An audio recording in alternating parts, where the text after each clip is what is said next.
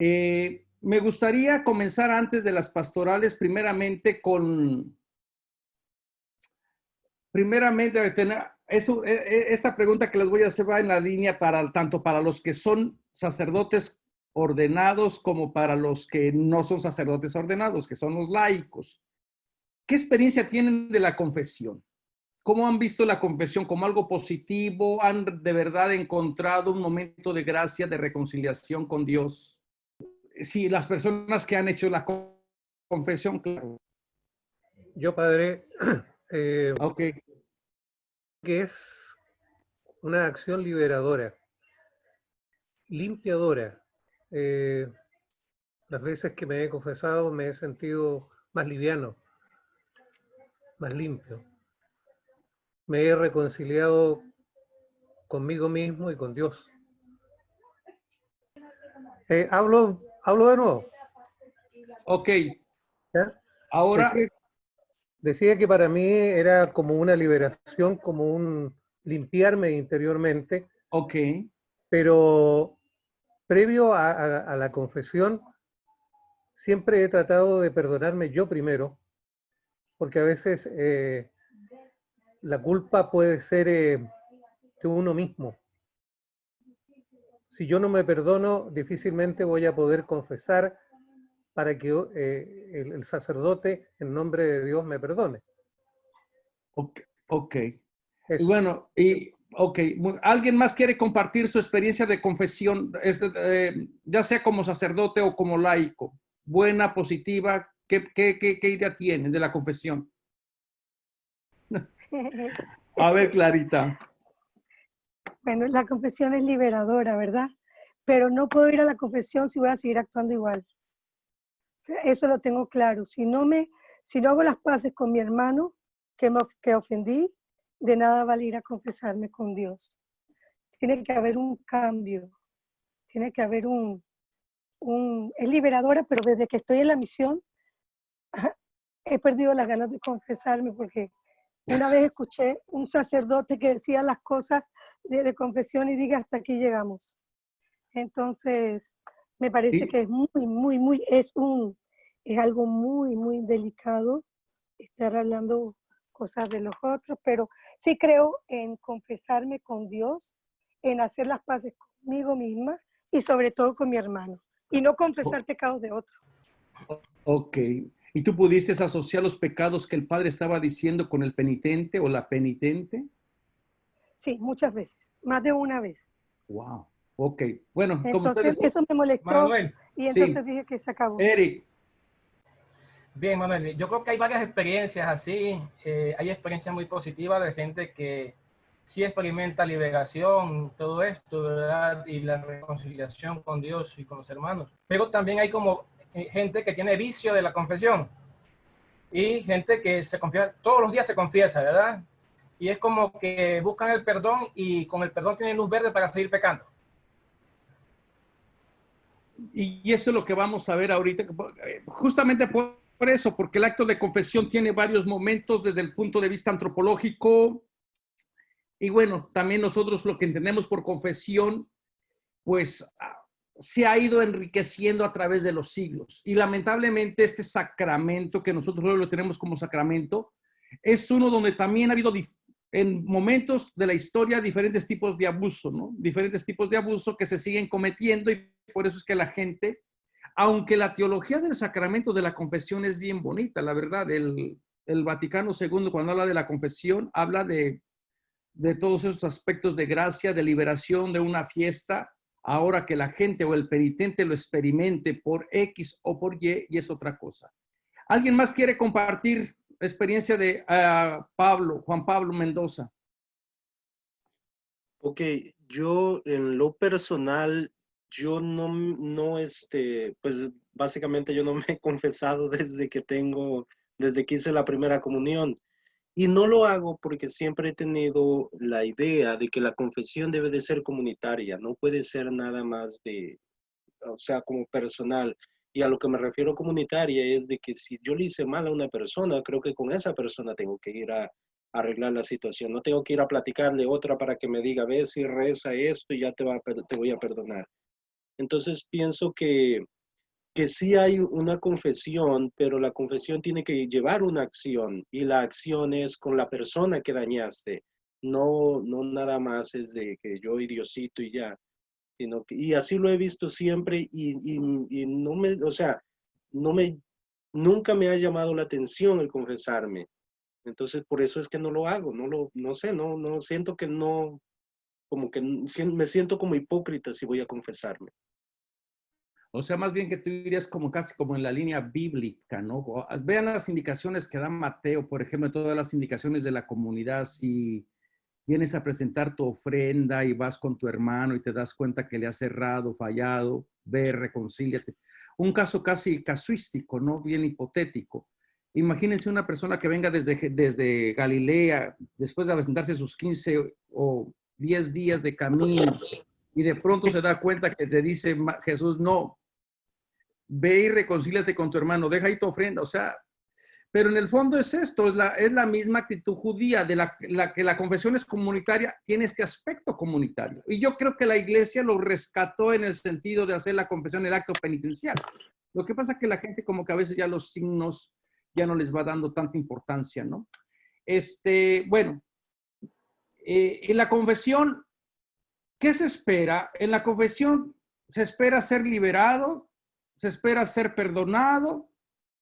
La confesión tiene bastantes, desde el punto de vista también de la retórica, lo voy a analizar desde el punto de vista de la retórica, también tiene la posibilidad, pues, de salir, si hay algún tipo de acusación, decir yo mismo te la ofrezco.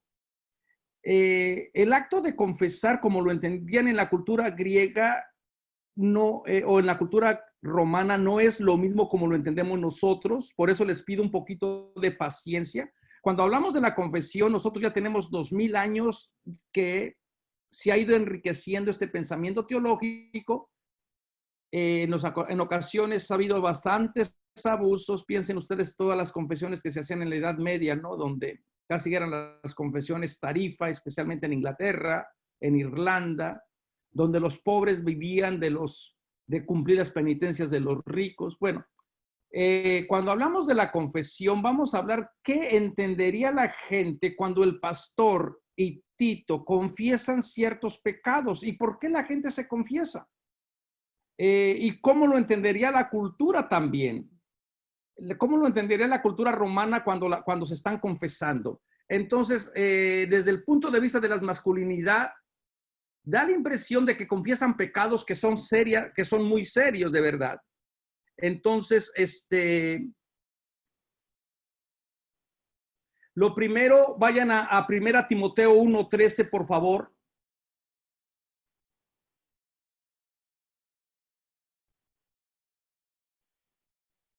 Vayan a 1 Timoteo 1:13.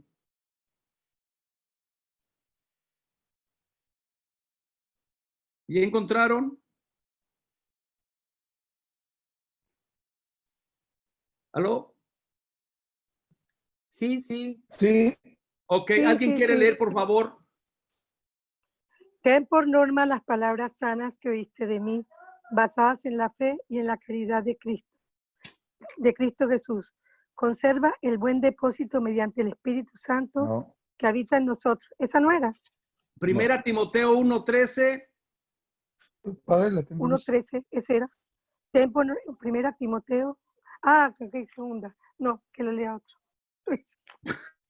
A pesar de mis blasfemias, Él persecuciones e pudo insolencias confiar en mí anteriores. porque yo lo hacía por ignorancia y falta de fe.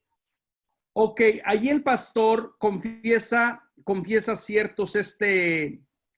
ciertos pecados. Y estos pecados que confiesa, uno lo primero que se le viene a la mente es cuando la gente de la cultura grecorromana escucha a alguien confesando ciertos pecados, hace una confesión pública. ¿Y cuál es el objetivo? ¿Qué es lo que el autor pretende, no? Entonces, a mí siempre me llamó la atención este tipo de confesión Porque en la cultura griega, entre los romanos, una confesión involuntaria, alguien que no te está pidiendo que confieses, resultaba sospechosa y resultaba fácil, engañosa. El retórico Calpurnio Flaco, por ejemplo, afirma que una confesión voluntaria es de por sí sospechosa. A la confesión de un crimen habría que etiquetarla como la voz del dolor. Entonces, ¿por qué la gente se confiesa? No hay un tribunal que te esté exigiendo confesarte. No está tampoco la idea de los dioses que te estén invitando a confesarte.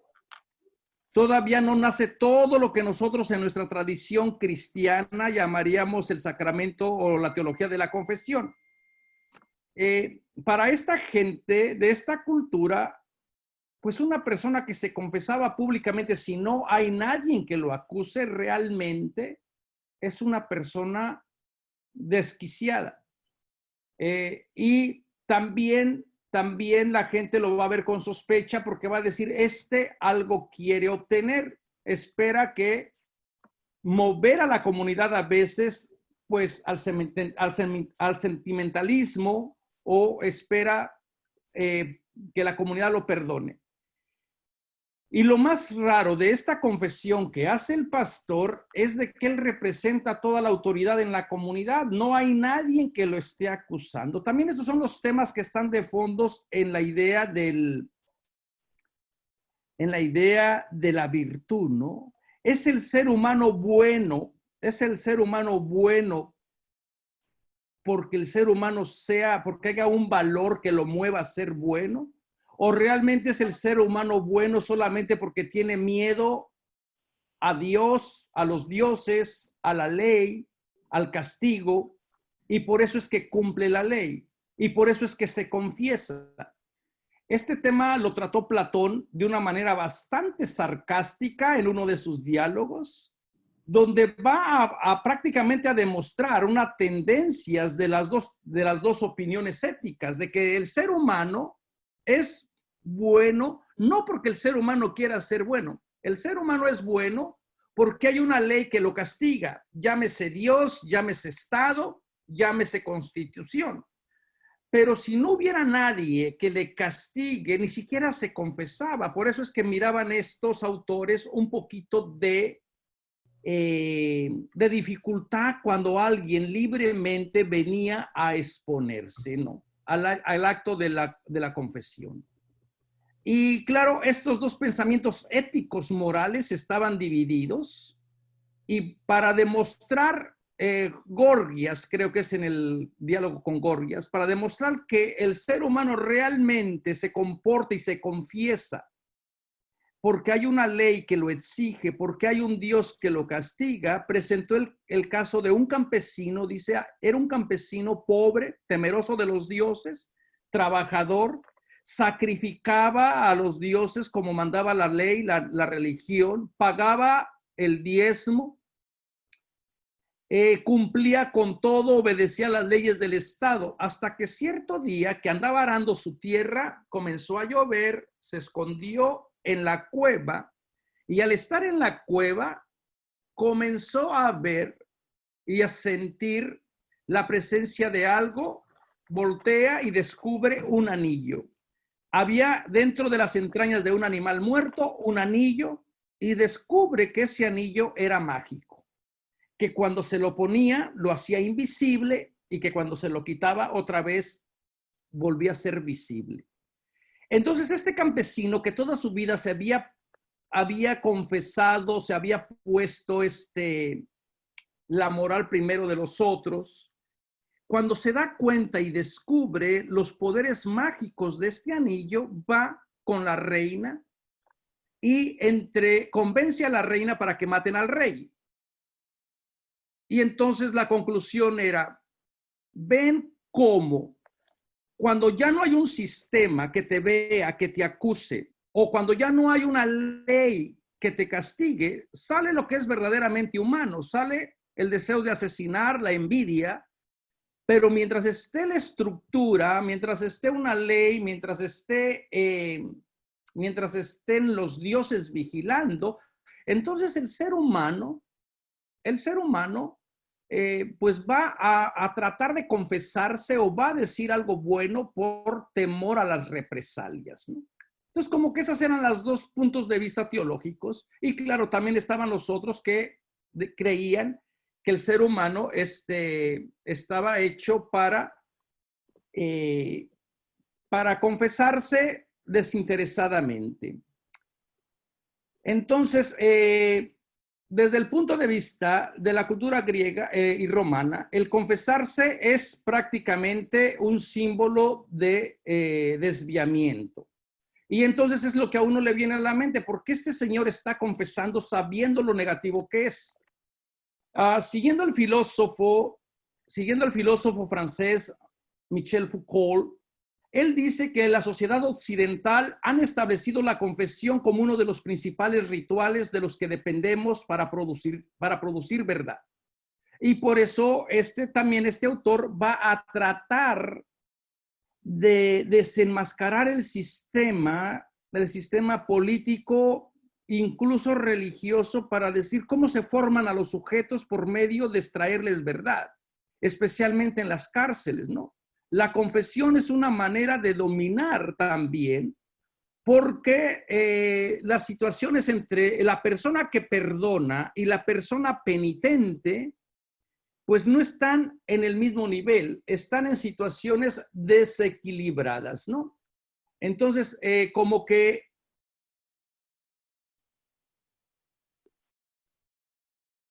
espérense porque parece que, a ver, vamos a ver. ¿Me escuchan ahí? ¿Me están escuchando? Sí. Ok. Entonces, desde el punto de vista de Foucault, no hay una relación de equilibrio entre la persona que está trayendo la verdad de ti y la persona que ocupa el lugar de Dios y de la ley, en este caso del sacerdote. Y para eso Foucault va a elaborar muy bien, especialmente casos de confesiones de la Iglesia Católica de la Francia del siglo XIX, donde va a ir demostrando cómo el sacerdote actuando en el nombre de Dios realmente es otro Dios, y el ser o el penitente nunca va a pasar de ser penitente. Por eso continuamente no solamente la iglesia, sino el Estado les va a vender la idea de querer confesarse de todo. Entonces, parece que estas dinámicas de poder, de querer siempre confesar, como decía Eri, de que hay personas que tienen esta necesidad de confesarse, como que ya tienen bien interiorizado esta idea del pecado, ¿no? Cicerón, por ejemplo, va a considerar que la confesión es algo elemental y peligroso. Y Quintiliano establece que no hay nada peor que la confesión. Entonces parece ser que los griegos y los romanos no tienen muy buena pensamiento o filosofía acerca de la confesión. Vamos a ver también por allá Pablo, que también él se confiesa, el Pablo histórico, pero vamos a ver cómo va a ir discrepando. Y además Pablo viene también de otro origen, del origen judío, donde se daban este tipo de confesiones públicas, comunitarias, y se esperaba que Dios perdonara por medio de la comunidad. Incluso también estaba a ser todavía el sentir de la comunidad de Mateo, ¿no? Donde 2 o 3 se reúnan, ahí está Dios también en la persona de Jesús, donde se perdonen mutuamente los pecados. Por eso es que para la comunidad de Mateo, una de las características esenciales, no solo de Pedro, es que toda la comunidad tenga el poder de perdonar pecados y de ser perdonado. El hecho de poder perdonar no es exclusivo de Pedro en la comunidad de Mateo. Nada más que uno se queda con el texto del capítulo 16. Más enseguida en el capítulo 18, el poder de atar y de desatar, de perdonar y ser perdonado, Jesús se lo regala a toda la comunidad, porque parece ser que esta era una práctica más de fondo judía. Entonces, cuando el cristianismo entra en contacto con la cultura griega, como que chocarían en cuestiones de confesión, ¿no? Entonces, para los romanos el acto de confesión era una forma de demencia. La confesión es de tal naturaleza que el que se confiesa a sí mismo puede parecer demente. Y bueno, acuérdense siempre que estaba detrás del fondo de decir, regularmente uno confiesa porque hay una culpa que pagar, o porque hay un estado que te vio, o porque has infringido una ley. Entonces tú confiesas porque posiblemente quieres que el estado sea benevolente, que la comunidad se mueva a la compasión. De lo contrario, si nadie te ve, si nadie supo que violaste una ley o que infringiste una ley, muy probablemente no confesarías.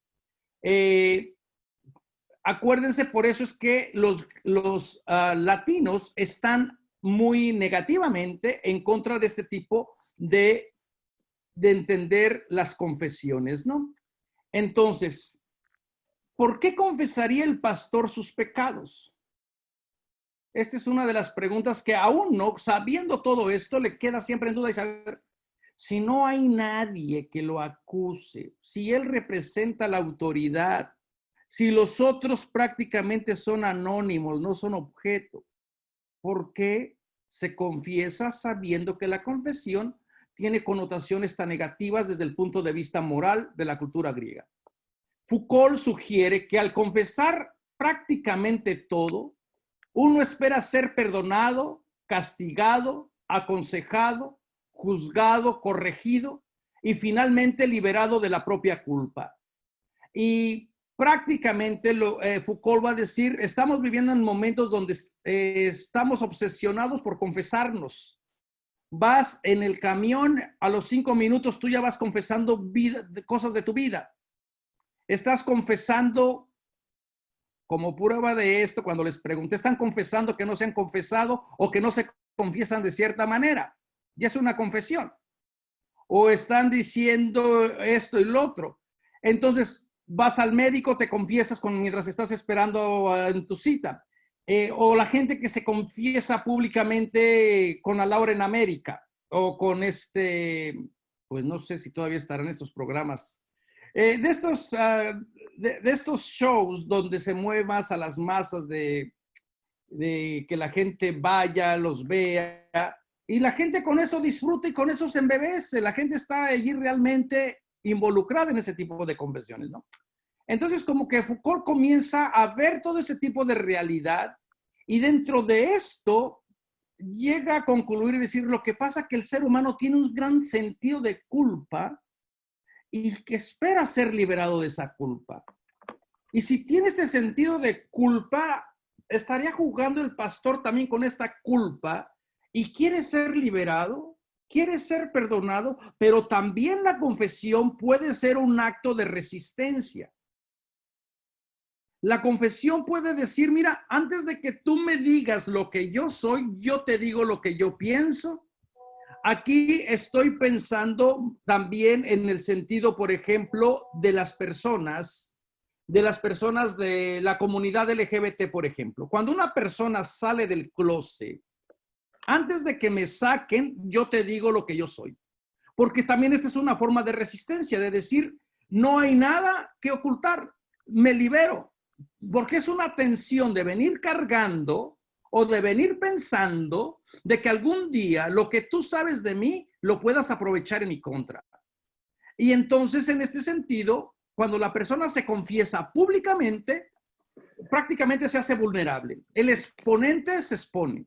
Y claro, la gente que escucha la confesión puede reaccionar de diversas maneras. Una en compasión, una en acogida, o la otra prácticamente puede decir, esto es demasiado, yo no quiero saber esto, yo no quiero escuchar esto, mejor que lo escuche el sacerdote, ¿no?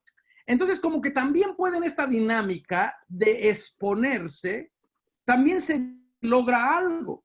Y es muy probable que el pastor, cuando él se expone que yo era esto, yo era lo otro, a lo mejor también está tratando de liberarse de su culpa y también espera que si hay algo que la comunidad tenga en contra de uno, pues también la comunidad se quede callada porque él mismo ofrece ese tipo de información. Pero esto es prácticamente hacer el rito o la danza de la muerte, porque también la otra gente lo puede ver con sospecha, sabiendo que la confesión es una cosa bastante negativa, ¿no?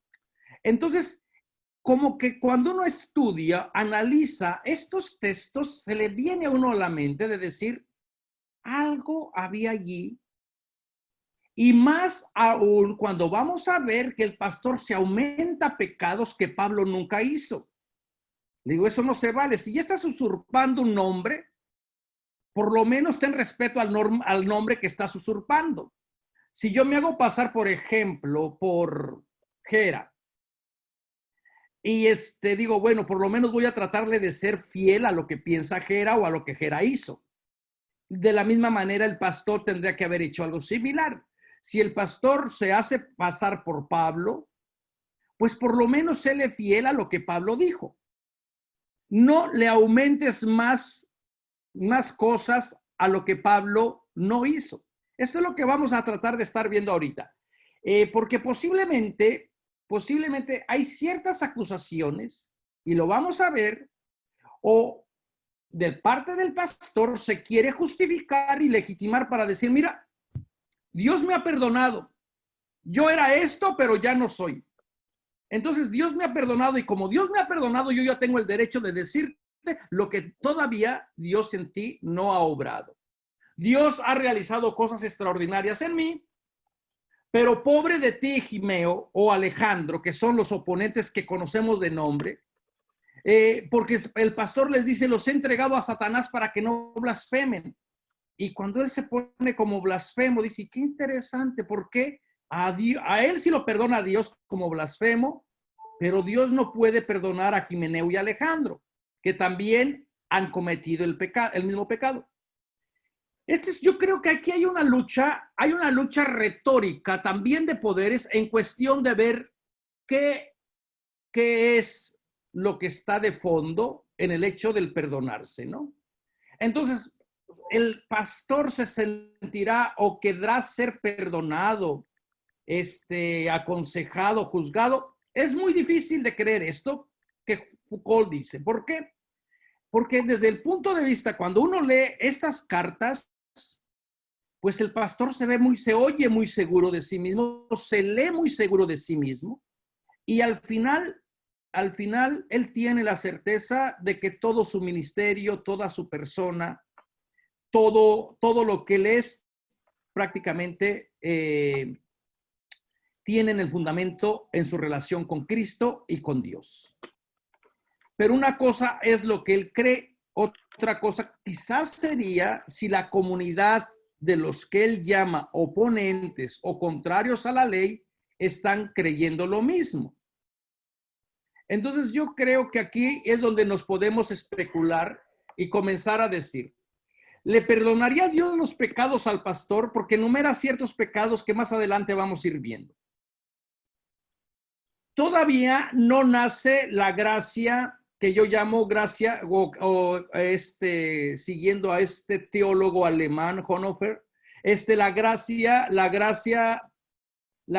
barata, donde, ok, Dios me perdona todos los pecados, entonces lo tomo así como en la experiencia que decía el padre Eric, ¿no? Me voy a confesarme con el permiso de ir a pecar otra vez y volver otra vez a este círculo. Esto sería como una especie de gracia barata, donde todavía no se ha entendido. Ahora, los griegos, la cultura grecorromana todavía no ha desarrollado esta idea tan elevada o teología que tenemos de la confesión. Lo que sí sabemos que ciertas virtudes en el mundo griego y también en el mundo judío se personificaron. Por ejemplo, en el mundo judío se personificó Sofía, sabiduría. Y ustedes lo van a ver todos los tratados que tenemos, todos los textos, todos los libros que tenemos acerca de la sabiduría. Donde sabiduría es una persona, y por allí va a decir, yo fui creada yo fui la primera persona creada antes del mundo. Yo me regocijaba en la presencia de Dios. Yo era su alegría. Yo estaba continuamente viendo esta presencia de Dios. Entonces, sabiduría personificada. ¿De dónde viene esta idea? Los griegos también tenían a Sofía personificada, pero no solamente Sofía. También la salud, salus, victoria, spes, esperanza, mens, inteligencia. Todas estas virtudes se habían personificado. Victoria, esperanza, justicia. Y también creían que estas virtudes o estas divinidades se daban o se otorgaban a personas que reconocían culpas, que reconocían que habían hecho algo negativo. Entonces, en este pensamiento, cuando el pastor ofrece que Jesús perdona o que Dios perdona, yo creo que para los griegos decían, bueno, nosotros a lo mejor Dios literalmente no nos perdona, pero tenemos agentes intermediarios entre la divinidad y los humanos, y tenemos también estos agentes que son de virtudes, salud, esperanza. Por cierto, todas las virtudes cardinales que nosotros tenemos, pues dirían, confieren lo mismo o estarían en la misma línea, ¿no? Entonces, por ejemplo, Barro afirma lo siguiente: ¿por qué es la deidad Virtus? Acuérdense que Virtus es Virtus es solamente, exclusivamente de los varones, porque significa fuerza, virtud. Es la que da el valor, la deidad honor, la que da el honor, la deidad concordia, la que da la victoria. Entonces tenemos este tipo de virtudes que son prácticamente las que pueden estar dando la certeza que la persona que va a tratar de cumplir la ley, de observar las costumbres, puedan adquirir o puedan ser reconocidas por la comunidad. Aquí también hay un aspecto comunitario de la confesión. Así como en la cultura griega judía, había un aspecto comunitario de la confesión. Se hacían ciertos rituales para que la gente se sintiera confesada. Y claro, también esto va a traer ciertos problemas. ¿Qué pasa cuando una comunidad no es capaz de sancionar a la persona que está pecando? Como es el caso que nos presentaba Pablo en Corinto. Me he enterado de un caso que no se da ni siquiera entre los paganos, de un individuo que está teniendo relaciones con la madrastra y nadie es capaz de ponerle, de expulsarlo, de sacarlo. ¿Qué pasaba en estos casos? Ellos creían que si los seres humanos no intervenían y expulsaban al pecador, Dios mismo, el judaísmo creía que Dios mismo iba a intervenir y iba a expulsar a toda la comunidad. Cuando tenemos un caso de una comunidad permisible donde hay gente inmoral, hay gente que vive en la mentira, hay gente que vive en la injusticia, y las personas que estaban encargadas de ir cuidando, guardando, guiando a la comunidad, no lo hacían, entonces Dios intervenía directamente y terminaba arrasando toda la comunidad, porque tenían este concepto claro de que hay que sacarlo, no toda y muchas leyes de Levíticos. Los griegos también los romanos también parece que van con esa línea.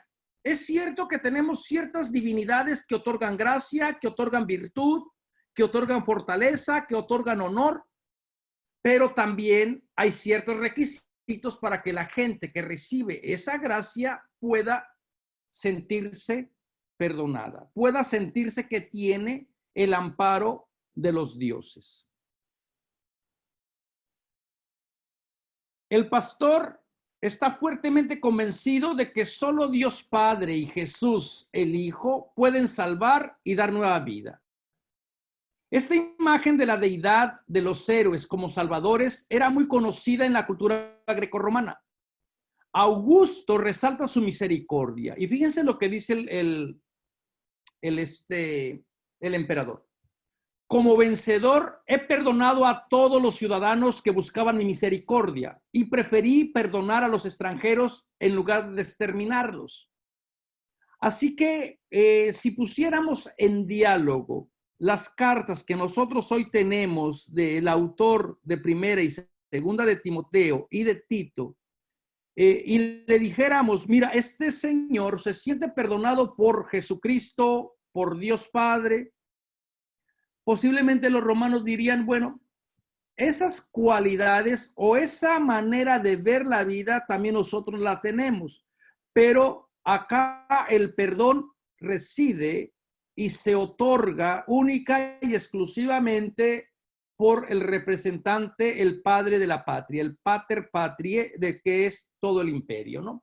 Entonces, se estará tratando de elaborar o de ganar camino el pastor para legitimarse como el representante de la divinidad, como si fuera un emperador en pequeñito. Una de las primeras confesiones que hace es que él era blasfemo, perseguidor y arrogante. 3 pecados bastante serios. Les invitaría a que fuéramos a Gálatas. Vayan a Gálatas, por favor, cuando Pablo comienza, no al principio, cuando Pablo está súper enojado que los llama hasta de lo que no. En la confesión que hace Pablo, primero para que vean cómo va a ir cambiando de tono. Creo que está en el capítulo, al texto que yo fui apartado desde el vientre materno. ¿Se acuerdan de ese texto de la autobiografía de Pablo? Creo que está en el capítulo 1, pero no, déjenme buscar una Biblia. Manuel está en Gálatas. Gálatas 1:15. Ok, a ver, Gálatas 1:15, ok, déjenles leo. Primeramente, Pablo, desde el versículo 11, está hablando, bueno, del otro evangelio. Y Pablo va a ser bastante, hay ciertas cosas en Pablo el histórico, que no va a estar dispuesto a negociar. Y una de esas cosas es de que no se vale que la gente cambie de fidelidad, especialmente cuando Pablo le ha entregado su vida a esta comunidad. Y de pronto vengan los judaizantes a querer ganarlos o a querer convertirlos. En otras palabras, no se vale pescar en la pecera. Pablo realmente le ha dado su vida, su entrega a esta comunidad. Si quieren ustedes ir a evangelizar, pues vayan a otro lugar, pero no vengan a... Entonces, ¿por qué? Porque estarían deshonrando a Pablo. Y Pablo parece que va a defender entonces las credenciales de su evangelio, porque hay personas que le están negando estas credenciales. Y luego, fíjense, comienza a decir, mi evangelio no me lo dio absolutamente nadie. Mi evangelio viene directamente de Jesucristo. Si ustedes están pensando, incluso ni de la Iglesia Madre de Jerusalén, Pablo parece que va a ser en eso bien intransigente, que va a decir, de aquí yo no me muevo. Dice que el evangelio que yo les anuncié no es invento humano, porque tampoco a mí me lo ha transmitido ni enseñado ningún humano, sino una revelación de Jesús como Mesías. ¿Qué está del fondo detrás? Que posiblemente, acuérdense que Lucas es bien, bueno, vamos a decir que Lucas tiene otra manera de reconstruir la biografía de Pablo. Y Lucas nos propone cuáles deben de ser los requisitos para ser apóstol. Para ser llamado y considerado apóstol, primero tiene que haber sido un enviado y que hubiese comenzado a andar con la comunidad desde el bautismo de Jesús hasta la resurrección. Entonces, con estas características, Pablo no iba a tener la posibilidad de entrar a ser considerado apóstol. ¿Por qué? Porque según los Hechos de los Apóstoles, Pablo no había conocido al Señor. Y parece que Pablo se defiende y defiende sus credenciales y dice, tuve una revelación. Ahora, no nos dice exactamente en qué consistía su revelación. Y yo creo que aquí también va un poquito con el lenguaje que hablábamos hoy en la clase de Picasa. ¿Cómo hablar de la experiencia de Dios con palabras humanas? ¿Cómo entenderlo? Uno puede hablar de sentí esto, pensé el otro, se abrió el cielo, vi el otro. Bueno, estas son imágenes, son metáforas. Lo que Pablo está tratando de decir, tuve un encuentro cercano con Jesús resucitado, de la manera en que lo embellece Lucas, ya esta es otra historia, ya este es otro momento, pero yo creo que aquí lo que Pablo está tratando de afirmar es su encuentro con Jesús fue real, de conocer a Cristo, y por lo tanto su evangelio no viene de la aprobación de la Iglesia Madre de Jerusalén, ni de Santiago. Pablo no va. Por eso es que me extraña a mí que Lucas dice que Pablo inmediatamente de su encuentro con Jesús, en aquella historia fantástica, heroica de la conversión de la luz del que se cae, de que oye, de que no oye, que se ve inmediatamente a Damasco, a Jerusalén, perdón, Pablo va a decir, no, yo no me fui a Jerusalén, sino después de 3 años, dice, sin duda han oído hablar de mi conducta pasada en el judaísmo. Ahora, la otra cosa también es que estas historias de Pablo, uno ya las interpreta desde los puntos de vista cristiano. Y las relecturas que se están haciendo actualmente, que se llaman la nueva perspectiva acerca de Pablo, es leer a Pablo no como un cristiano convertido, no como una persona que sintió que en el judaísmo la ley era mala o que renunció de su ser judío. Leer a Pablo no como la persona que sintió que a lo que él estaba llamado era mejor que lo que dejaba. Pablo en ningún momento deja su ser judío. Pablo vivió como judío, creció como judío y murió como judío. Ahora, el encuentro que tiene con Jesús resucitado le va a reorientar. Y entonces se ve Pablo convertido, no como nosotros entendemos conversión ahora. Pablo se va a ver más bien llamado al estilo de los profetas, como al estilo de Jeremías, llamado desde el vientre materno. Entonces Pablo, y yo creo que situar a Pablo en este sentido, tiene más fuerza. ¿Por qué? Porque todavía no había una identidad cristiana cuando Pablo está tratando de llevar su mensaje, ¿no? Entonces, Pablo va a apelar a su idea. Dice, cómo con saña perseguía a la iglesia de Dios tratando de destruirla. Eso es lo único que Pablo afirma. Pablo no te dice que era blasfemo. Pablo no te dice que era arrogante. ¿Por qué Pablo no dice esos pecados?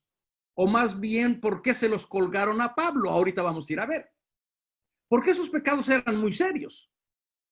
Entonces, lo único que Pablo te dice era que perseguía a la iglesia de Dios con saña, trataba de destruirla. Toda esta idea de que Pablo, que los andaba con cartas y que los llevaba a Damasco y que andaba jalando cristianos, que los sacaba de la sinagoga, es puro invento de Lucas.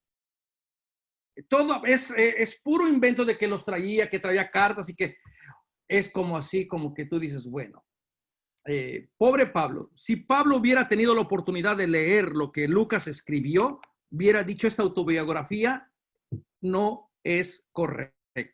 Pero lamentablemente Pablo ya había muerto y cuando uno escribe, uno muere también como autor. Lo escrito está, ¿no? Dice entonces, yo perseguí a la iglesia de Dios y hacía carrera en el judaísmo más que muchos compatriotas en mi generación por ser mucho más fanático de mis tradiciones ancestrales. Y cuando aquel que me escogió desde el seno de mi madre y me llamó por su gracia, se dignó revelarme a su hijo para que yo lo anunciara a los perseguidos, no consulté con nadie de carne y hueso, sino que inmediatamente salí para Arabia, de donde volví otra vez a Damasco. Entonces, ¿qué es lo que tenemos aquí? La primera confesión de Pablo, y no tenemos por qué dudarle. Yo creo que tiene más peso lo que Pablo nos dice de sí mismo que lo que nos dice, en este caso, el autor de las cartas pastorales. Entonces, si Pablo no era blasfemo ni arrogante, él solamente aceptaría que fue perseguidor. ¿Por qué se le aumentaron esos otros 2 pecados?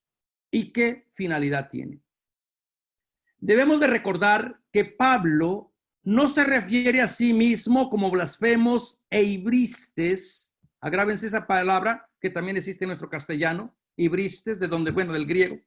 Dice, ¿por qué pues confiese y admite que fue blasfemos e ibristes? Este autor, David Nash, nos recuerda que la blasfemia estaba presente en las sociedades clásicas griegas y romanas, donde se asociaba con actos de traición contra el Estado. O sea, la blasfemia era algo grave. Era algo grave, ¿no? No era algo que se podía tomar a la ligera. En el Nuevo Testamento, el concepto de blasfemia está limitado en todo momento al pensamiento de la violencia del poder y de la majestad de Dios. La blasfemia puede dirigirse directamente contra Dios, contra su nombre, contra su palabra, contra Moisés y por lo tanto contra el portador de la revelación de la ley. Entonces la blasfemia no era un delito que se tomara a la ligera, tanto en el ámbito civil como en el ámbito religioso. La blasfemia era algo que se perseguía incluso con la muerte, ¿no? El pastor no imita al Dios que tiene poder, misericordia y compasión incluso para con aquellos blasfemos que vienen constantemente contra las enseñanzas, que viven constantemente pecando contra las enseñanzas de Dios. Y aquí es donde yo les recomendaba, si el pastor fue capaz de experimentar el perdón de Dios, que fue blasfemo, que fue arrogante, ¿por qué el pastor no le da la oportunidad a Himeneo y Alejandro de que experimenten también esta idea? Y la otra cosa, Himeneo y Alejandro nunca confiesan de que ellos fueran blasfemos. Es el pastor que los etiqueta como blasfemos. Y yo creo que también allí deberíamos de ver esto con sospecha. ¿De verdad serían blasfemos? Y si blasfemaban, ¿contra quién blasfemarían?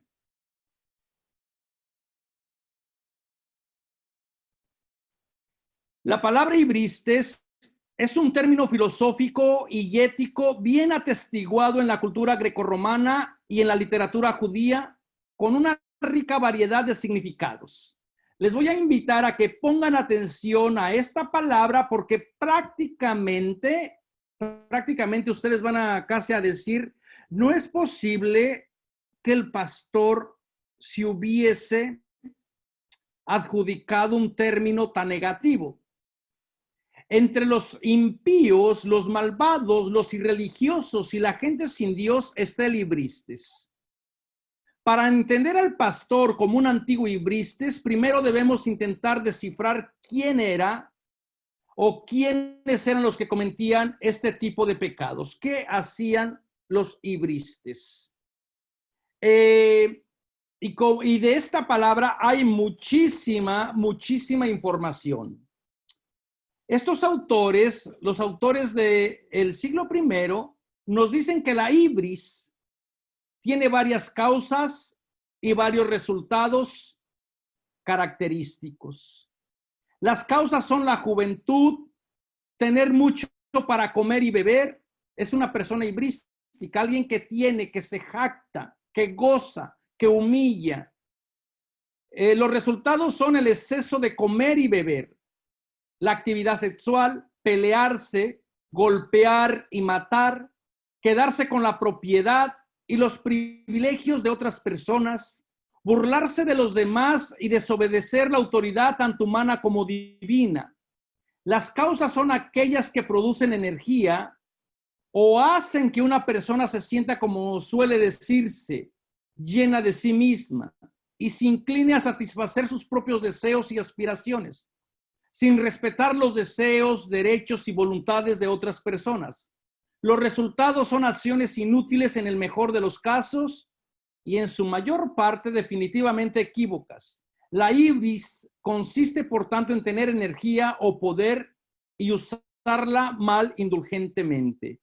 Una persona que tiene poder, que se goza en tener poder y que te humilla y que se goza en humillarte. No estamos hablando de una persona que en algún momento te puede humillar, pero no fue que lo meditara, lo pensara y lo llevara lo realizara. Estamos hablando de personas que se jactan y que saben que tienen poder y utilizan ese poder para seguirte humillando, y de la humillación que sufre la persona que está en la mira, ellos siguen sintiendo placer. Cualquier semejanza con el Donald Trump es pura coincidencia. Entonces van siguiendo lo que es la ibris.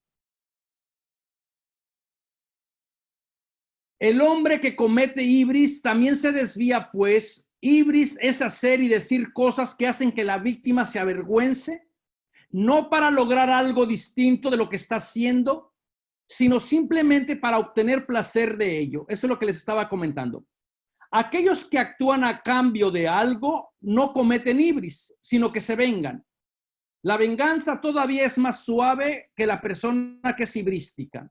La causa del placer para aquellos que cometen ibris es que, perjudicando a las personas, se consideran superiores. Por eso los jóvenes y los ricos son ibristai, pues piensan que son superiores al cometer ibris.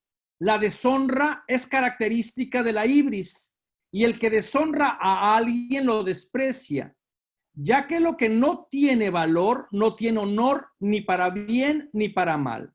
Por eso dice Aquiles cuando está enojado: me deshonró porque recibió su premio y lo mantiene. Me trató como si yo fuera un vagabundo sin honor. Está enojado por esas razones. También se cuenta en el caso de Demóstenes, que sintió o que fue víctima de la ibris del superior del teatro de la ciudad, y dice: lo más humillante no fue que me gritara, lo más humillante fue que me gritara en público, y que no solamente me gritara en público, sino que se jactó, demostró su poder que tenía en deshumanizarme, en prácticamente deshonrarme, ¿no? La ibris cometida contra el hombre, el niño o la mujer, o contra el estatus de esclavo o libre, lleva consigo sanciones severas. Cualquier tipo de ibris que se cometa, fíjense, hasta con el esclavo que no tiene casi ninguna garantía. En el caso de la ibris, el esclavo podía apelar a decir: si ya era no persona, ahora soy nada. Entonces, por eso podemos ir viendo cómo el pastor parece que se comporta como una persona deshonrada al deshonrar a otra gente, al irle enumerando pecado tras pecado. Pues realmente ya no hay distinción después entre la persona que tiene la virtud y la persona que no lo tiene. Por eso es que no podemos tomar a la ligera el pecado de esta persona, del autor, que se confiesa como una persona ibrística. Y si es una persona ibrística, entonces uno puede decir, bueno, analizando todas las veces que utilizas el lenguaje injurioso contra la gente, contra tus enemigos, contra las mujeres, llamándolas chismosas, ociosas, cuentos de viejas, pues entonces uno dice, si esta persona conocía las reglas de la retórica y se adjudicó un pecado que ni el Pablo histórico lo había realizado o lo admitía, pues prácticamente vive no solamente como una persona desquiciada, sino como una persona desubicada, ¿no? Me gustaría hacer un paréntesis aquí y ver un poquito si ahí tienen alguna pregunta. A donde estoy yendo es de decir, el autor tendrá el poder de ganar honor humillando a la demás gente, a los otros.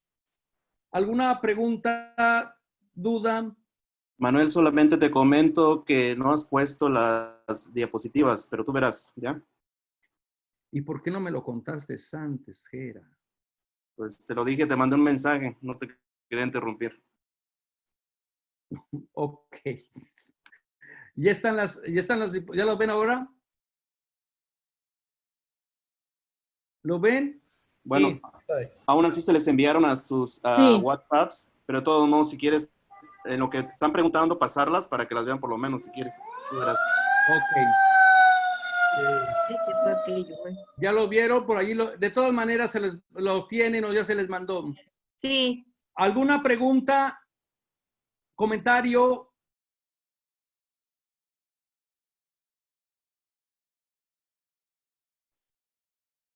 ¿Quién está? ¿Elenita, está usted hablando con la mano en alto? No. ¿Sí? ¿Elena?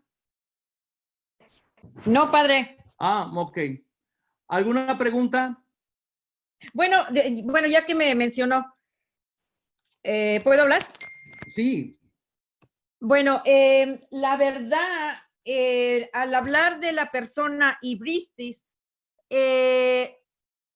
realmente, ¿cómo podemos, si en la actualidad yo creo que todos ya somos hibristis, cómo podemos diferenciar?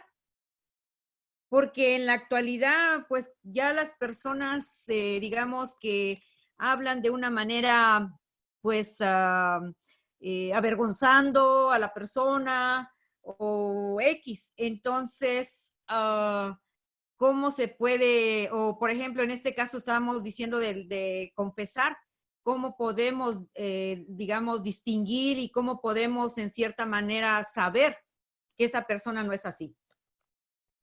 Pues yo creo que esa es una muy buena pregunta y yo creo que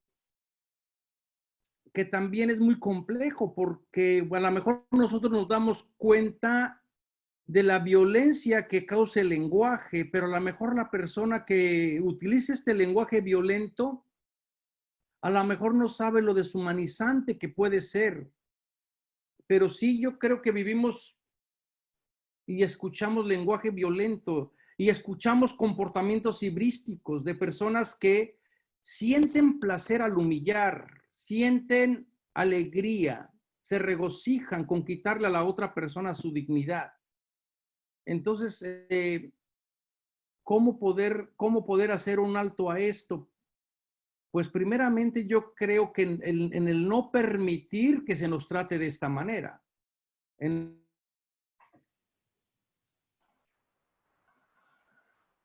Yo creo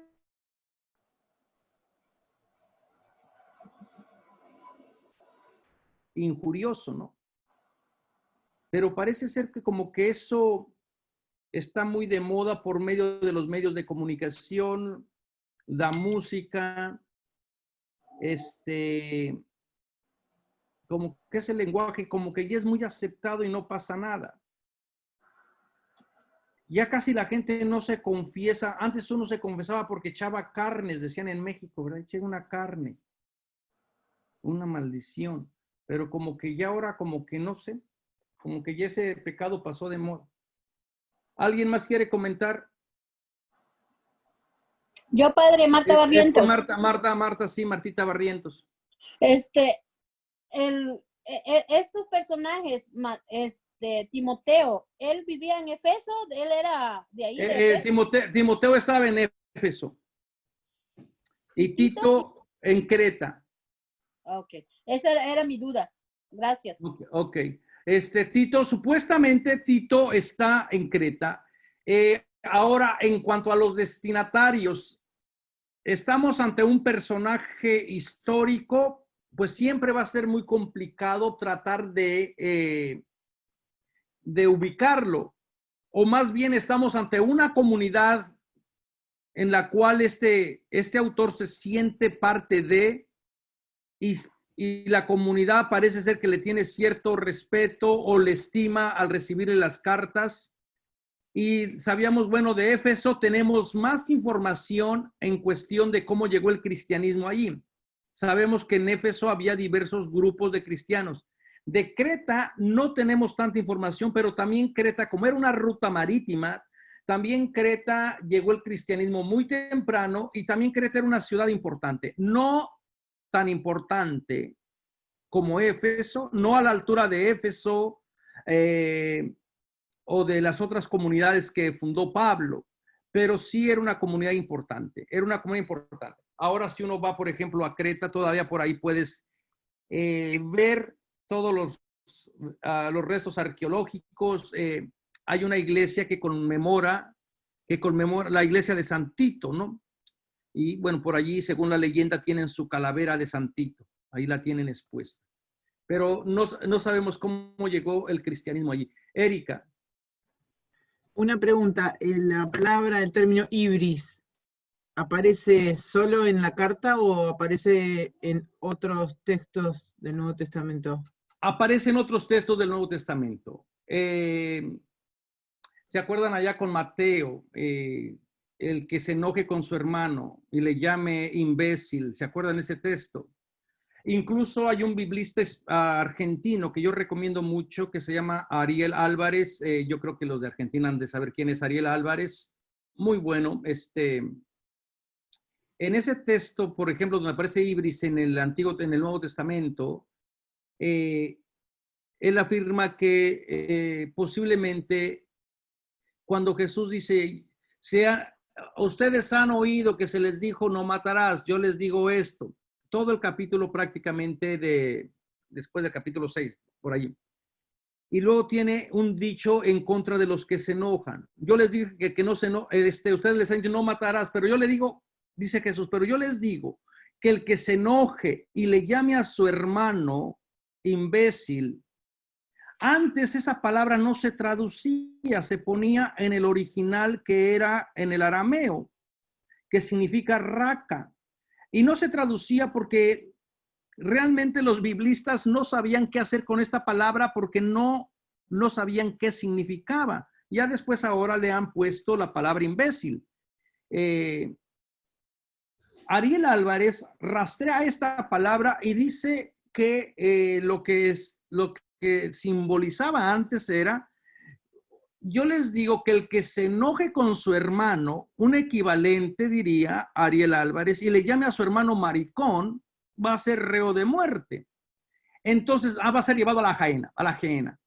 Entonces, allí está una persona hibrística, y bueno, y si las investigaciones de Ariel Álvarez son correctas, pues tendríamos a un Jesús defendiendo prácticamente de no utilizar un lenguaje deshumanizante contra un grupo minoritario, ¿no? Que en todo el contexto Jesús está tratando de evitar precisamente, porque una vez que tú admites o dejas que entre el lenguaje injurioso en ti, te vuelves violento, se vuelve violento, porque acuérdense que las palabras son performativas, hacemos cosas con las palabras. Las palabras tienen un efecto. Una vez que se pronuncian, las palabras tienen un efecto.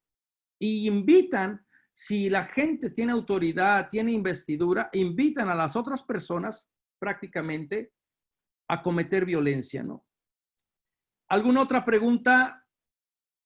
¿Duda? Ok. ¿Nadie por acá? Muy bien por acá.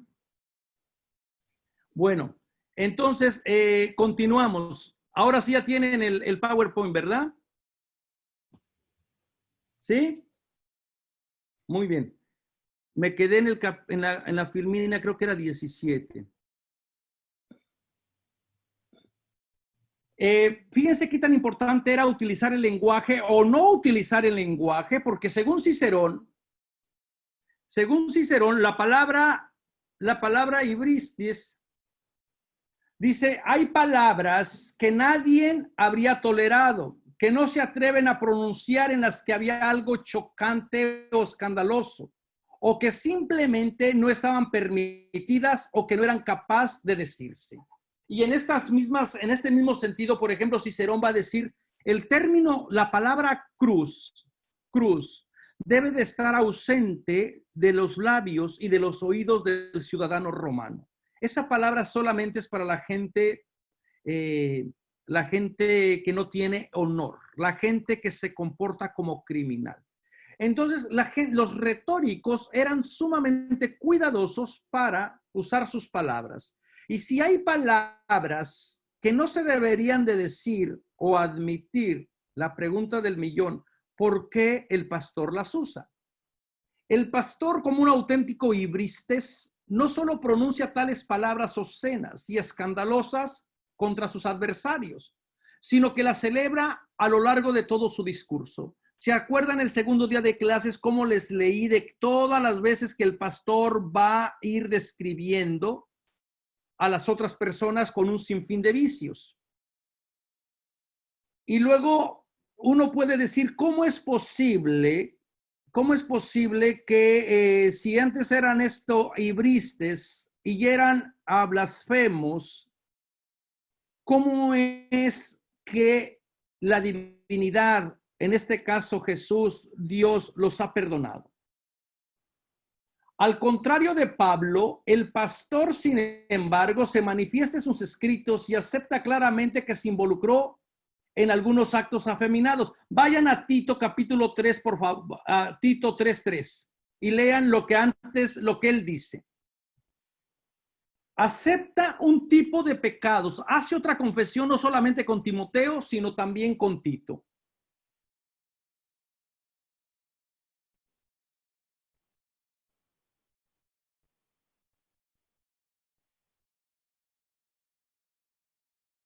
¿Alguien quiere leer? Te leo, Manuel. Ok, por favor, Giselle. Titos 3:3, ¿verdad? Sí.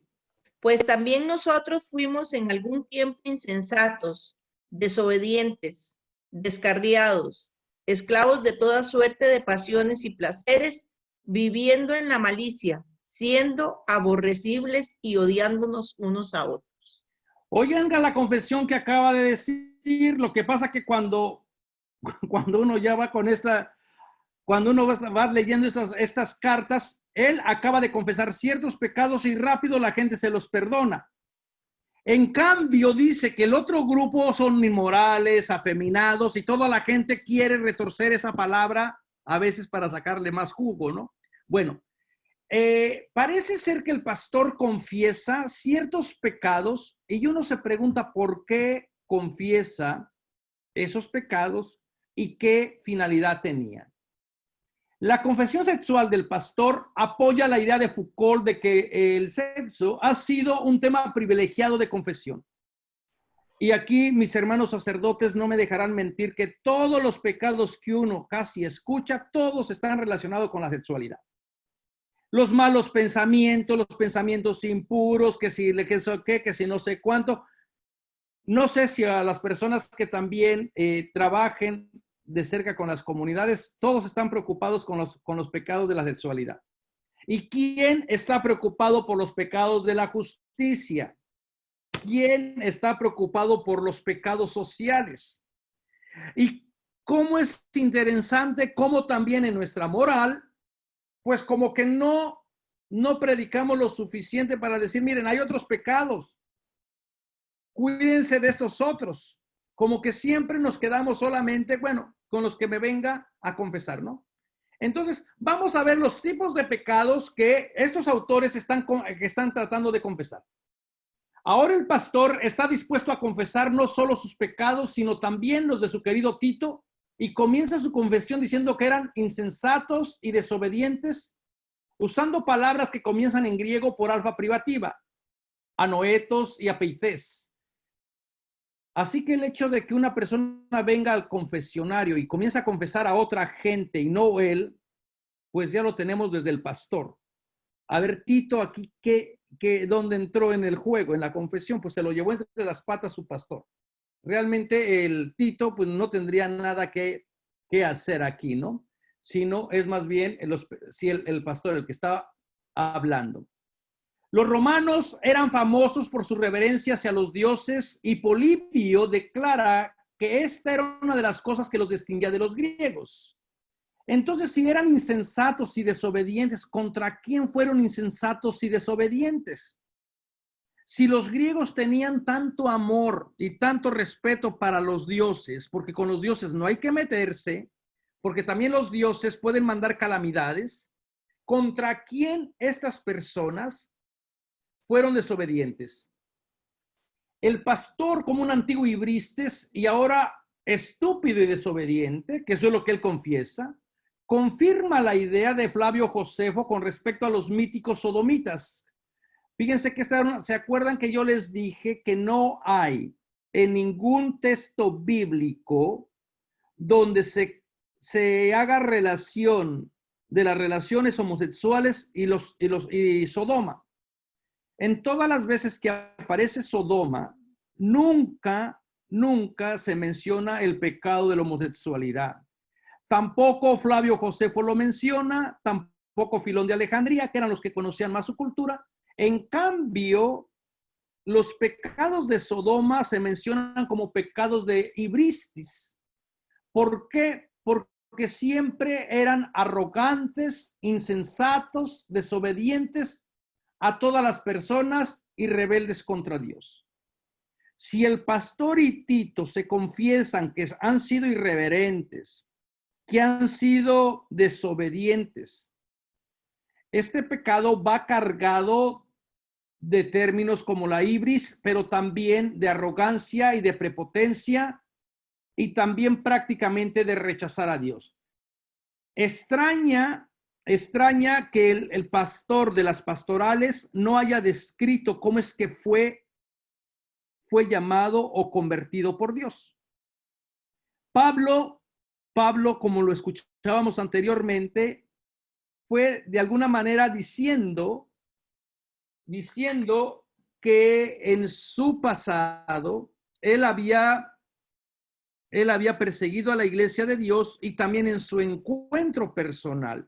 Pero el autor ya da por hecho, ese encuentro personal, no nos informa exactamente cómo fue perdonado y contra quién fue desobediente.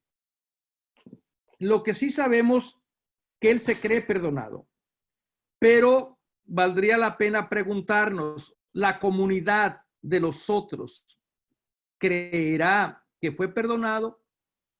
Y en su lista de pecados escuchamos que él y su amado Tito estaban fuera de camino, planao. Este verbo en griego, planao, es bien fuerte porque también de allí viene la palabra planeta, de planao. Es la persona que está desubicada, así como los planetas andan así, que a veces giran por aquí, que se ven por acá. Así están,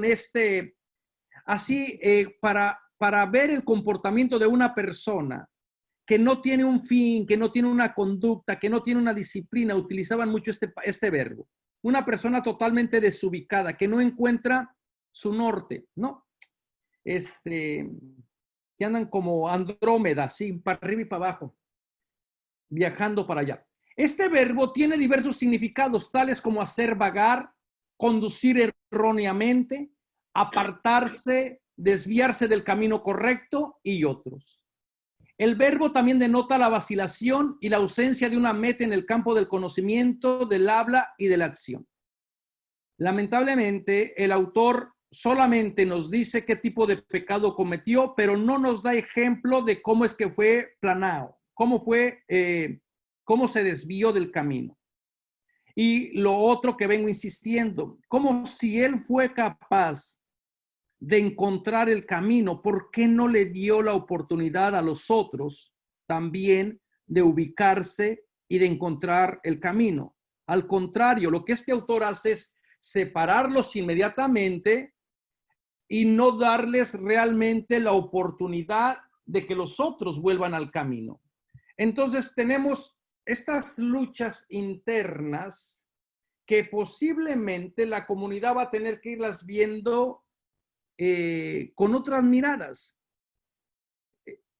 Estar leyendo estos textos prácticamente es moverse en campos desconocidos, porque solamente nos va dejando pequeñas muestras de su pecado, pero no nos está dejando ejemplos en qué momento, contra quién, qué hizo, qué no hizo, ¿no? Para las personas del siglo I, la necesidad de expresar el honor con los bienes tiene sus raíces en un sistema social en que todos los bienes son percibidos como limitados. Todos los bienes económicos toda la virtud moral también es limitada. Si una persona vive en el engaño, vive deshonradamente, esa persona ya no va a tener la oportunidad. La confesión no funcionaba como ahora de decir borrón y cuenta nueva. Te perdono, experimenta la gracia de Dios, vete, como nuestro Señor Jesucristo le diría a la mujer anónima, y no peques más. Alégrate de la bondad de Dios, de la generosidad del Dios que te ama.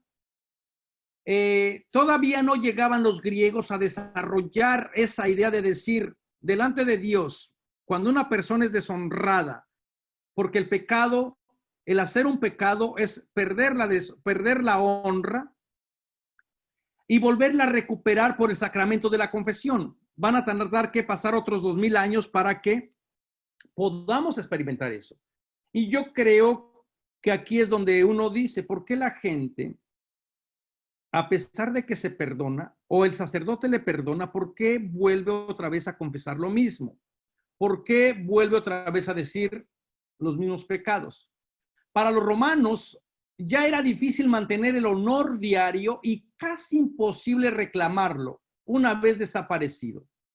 Si era difícil proteger el honor, era infinitamente más difícil recuperarlo.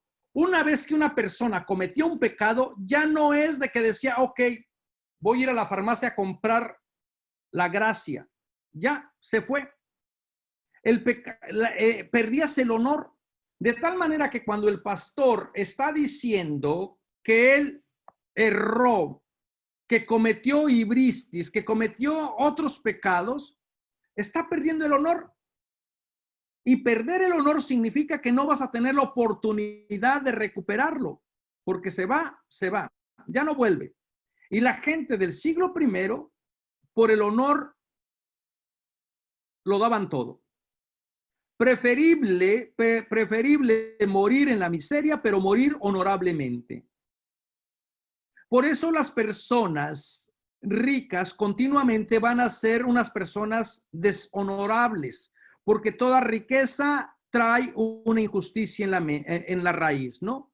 Entonces, si el pastor está confiando en que Dios le ha perdonado, para nosotros esto tiene sentido, porque nosotros ya estamos leyendo estos textos con lo que nosotros entendemos de la confesión, con lo que nosotros sabemos del perdón de Dios, de la misericordia de Dios, de la propuesta de Dios. Pero desde el punto de vista de los romanos, esto no jugaba así. El honor era limitado, venía en pequeñas cantidades.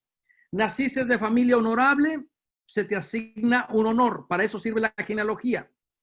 Haces algo en favor del pueblo, vas ganando honor. Te comportas de acuerdo a tu estatus, vas ganando honor. Sabes, eres persona prudente, vas ganando honor. Pero llegas a cometer algún pecado, alguna blasfemia, algo iracundo, violento, pierdes el honor. Todo lo que habías ganado, logrado construir. Por eso es que van a poner gran énfasis en toda la parte de estoica, ¿no? De controlar ira, controlar comida, controlar bebida, controlar sexualidad, controlar todo para no perder honor. El pastor continúa con su letanía de pecados no varoniles y confiesa que él y Tito han sido esclavos de diversos deseos y placeres. Y uno se puede preguntar, ¿qué tipos de... Si yo les confieso y si les digo, he sido esclavo de diversos deseos y placeres, ¿qué tipos de deseos y placeres ustedes van a asociar que yo hice? Mejor ni me los digan.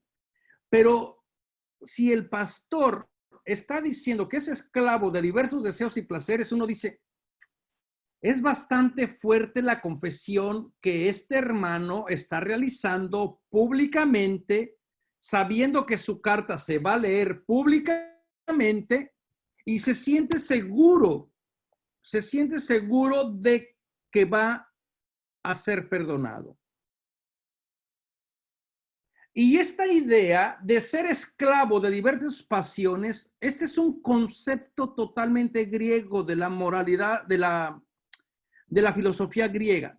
Los griegos también hablaban de la esclavitud de los deseos apasionados. Lo tenemos en Platón. Ahorita vamos a ver una cita de Séneca. Para los griegos, los seres humanos eran libres de someter su voluntad y sus deseos a Dios o de darle la espalda y dejarse esclavizar por las malas pasiones.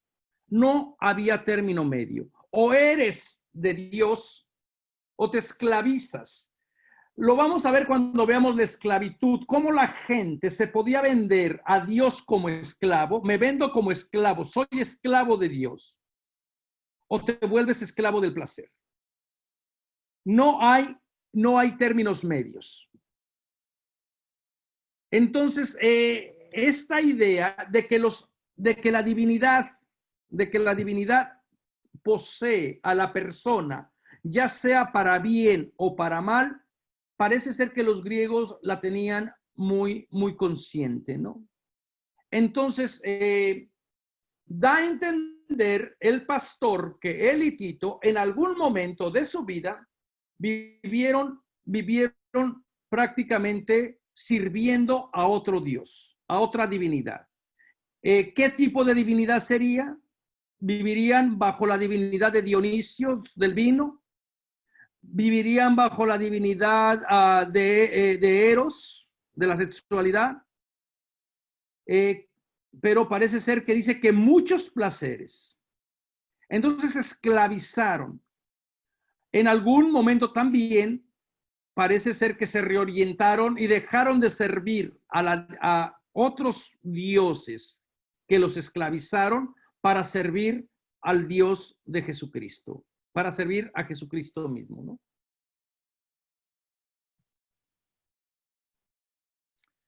Fíjense lo que decía Séneca. Muéstrame a un hombre que no sea esclavo. Uno es esclavo de la lujuria, otro de la codicia, otro de la ambición, y todos los hombres son esclavos del miedo. Te nombraré un excónsul que es esclavo de una vieja bruja, un millonario de una sirvienta. Les mostraré a los jóvenes de más noble nacimiento sirviendo a los actores de pantomimas.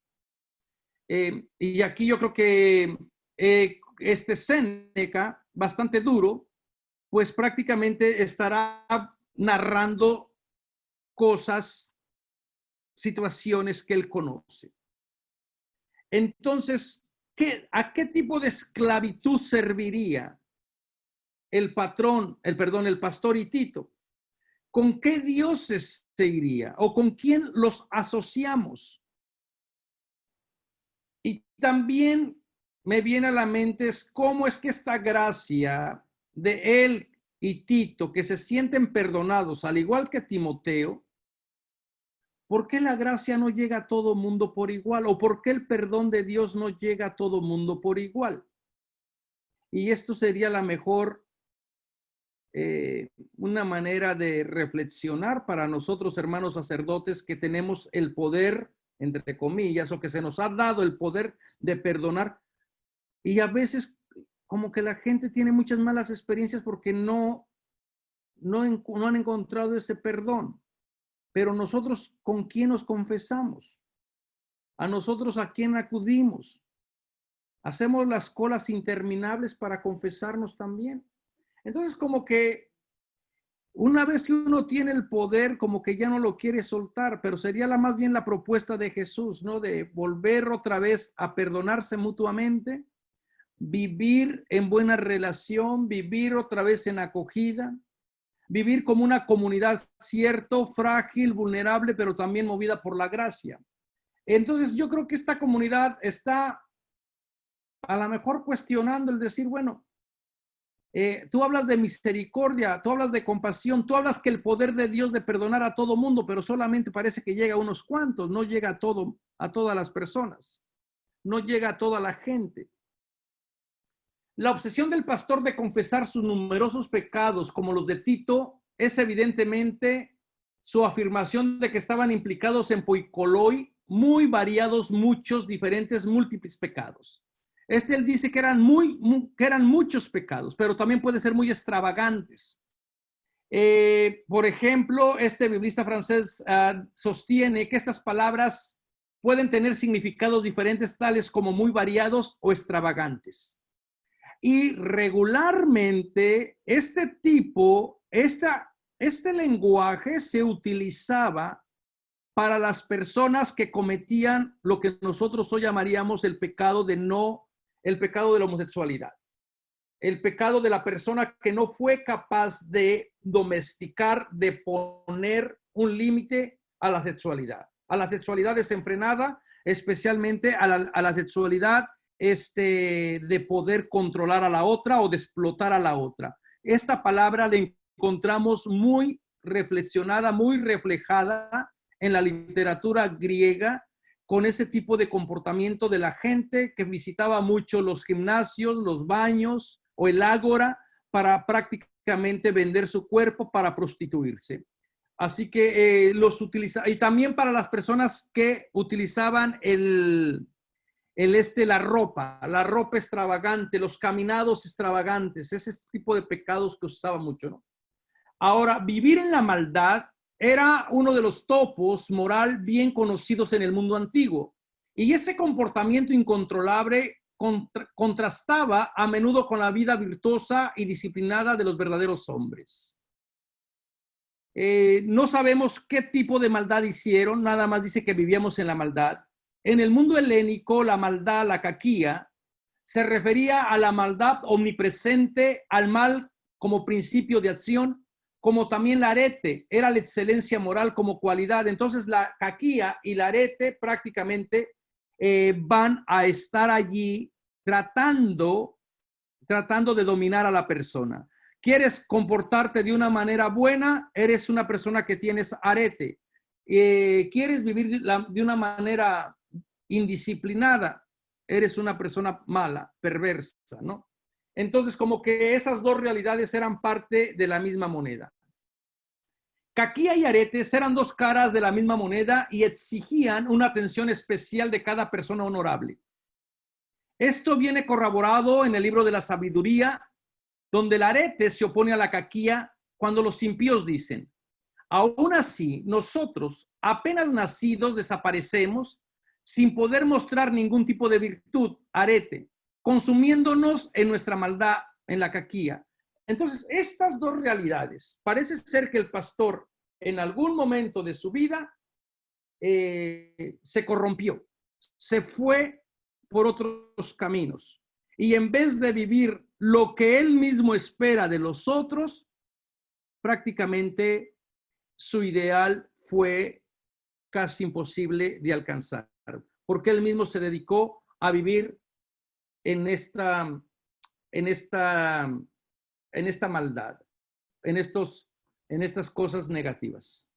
El pastor combina sus malas acciones con el monstruo llamado envidia. La envidia prácticamente va a ser otro de los pecados que el pastor confiesa, y uno va a decir: ¿por qué se aferra el pastor en confesar pecado tras pecado, pecados horribles?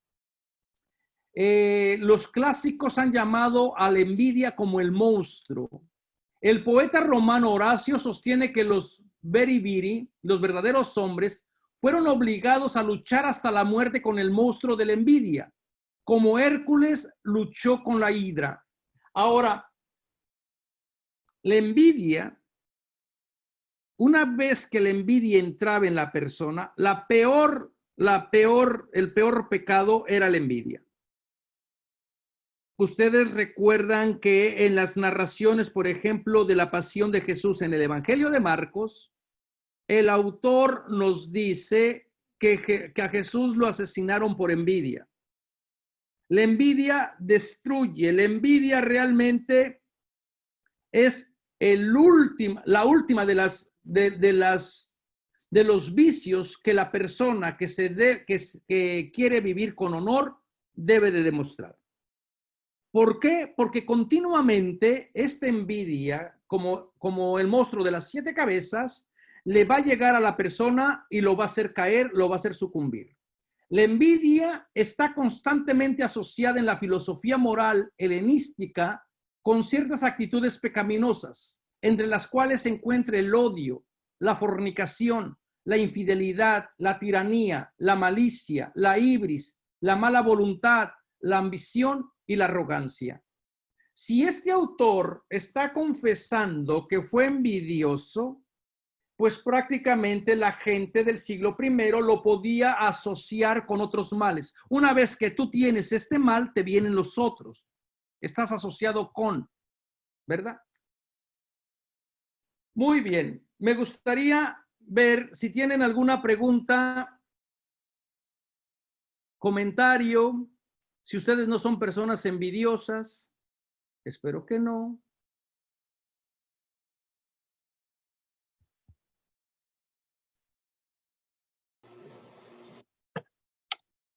A ver, déjenme ver, déjenme. Ok, ¿alguna pregunta, duda, comentario?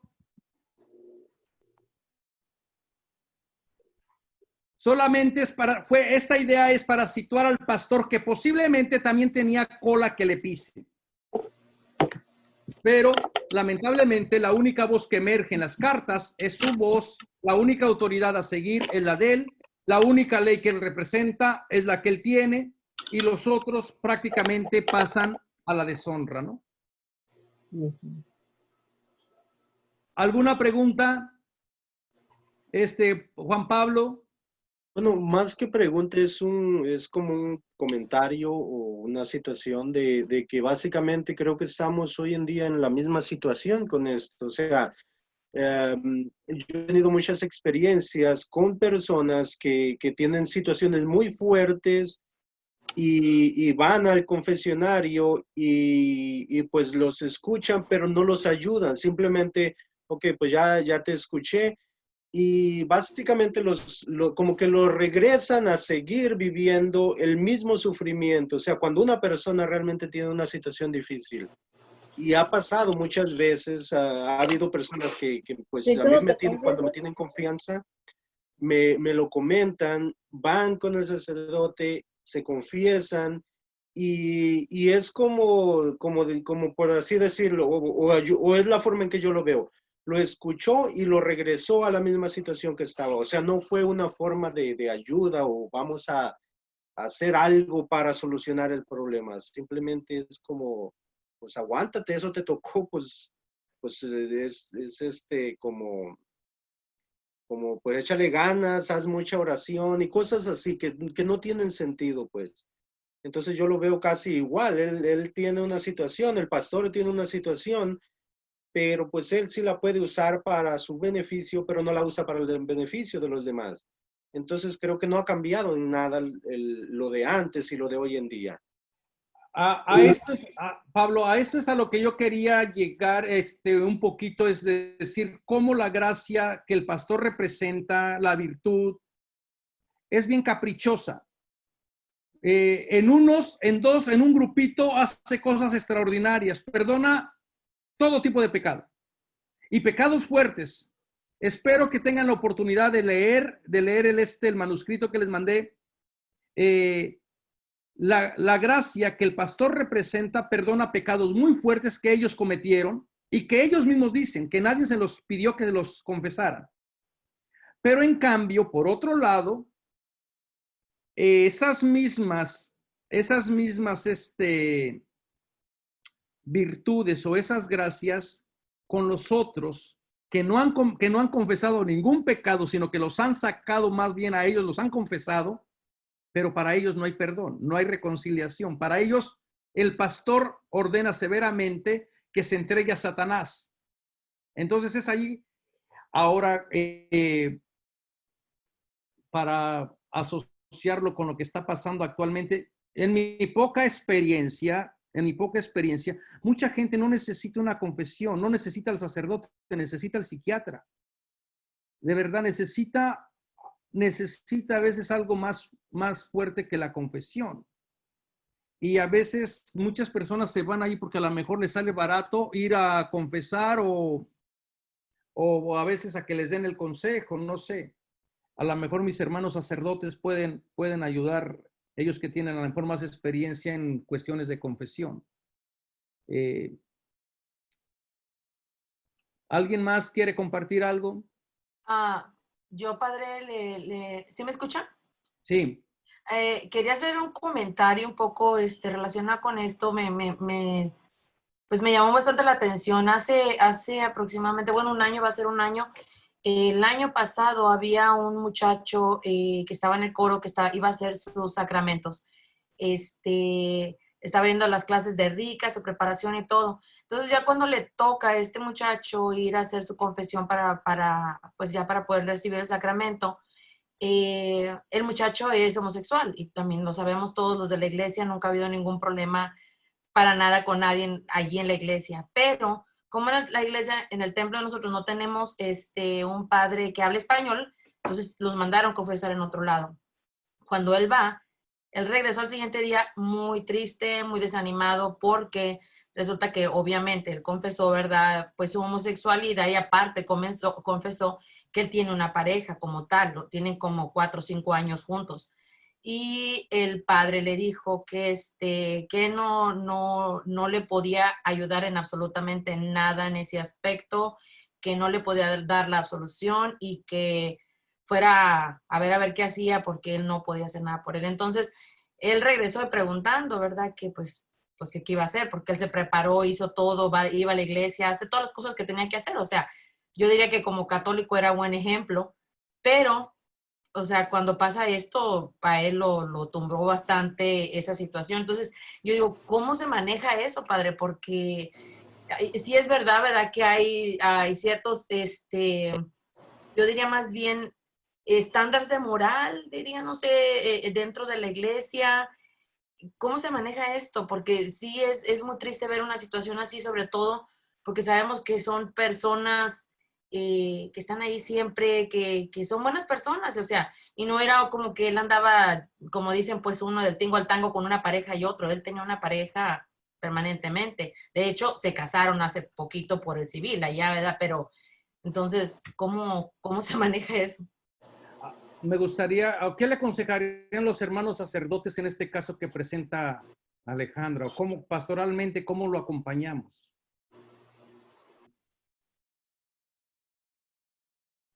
Tienen miedo a que se los lleve el canon, el derecho canónico, ¿no? Hubo alguien que sí dijo. Sí dijo. A ver, Antonio y luego Marta Barrientos. Ajá. Sí. En la vida, primero yo voy a hacer un comentario también. Nosotros tuvimos un cambio muy grande, ¿no? De la confesión como propuesta de cambio de vida y comunitaria, para la vida comunitaria, y después quedó una cosa muy individual, individualista, personalista. Y la pregunta de Alejandra, yo trato personalmente con la caridad al amor, que es el primero para mí. ¿Sí? Y hablar con la persona, ser la persona. Y hay un problema que a veces también ya tuve, porque si nosotros a veces tratamos con amor, caridad, uno puede salir de aquí y después va a otra parte, otra ciudad, y habla, pero el sacerdote de allá me dio el perdón. Y queda una cosa muy... la división en la cabeza de la persona y también entre los sacerdotes, porque uno habla de otro, aquel sacerdote no hace bien, no está siguiendo muy bien las cosas, entonces queda así una situación muy delicada, necesita mucha comprensión y un cambio total de nosotros todos, yo creo, para mejor. Yo creo que esto que dice Antonio es muy, pues a veces muy complejo, porque a veces uno quiere hacer el trabajo pastoral, verlo con compasión y amor, pero la misma gente va y lo confiesa otra vez al otro, como que andan buscando a la persona que les legitime que son malos, que son que no los van a aceptar. Como que el mismo persona penitente, en vez de decir, bueno, qué buena onda que me encontré a Antonio y que me trató como persona, con amor, pues ya con esto me basta. Ya tengo buena relación con Dios. Pero como que buscan y buscan hasta que recorren toda la diócesis, todo el país. No sé, a veces también como que, ¿en dónde radicará el problema de no experimentar la gracia y el amor de Dios?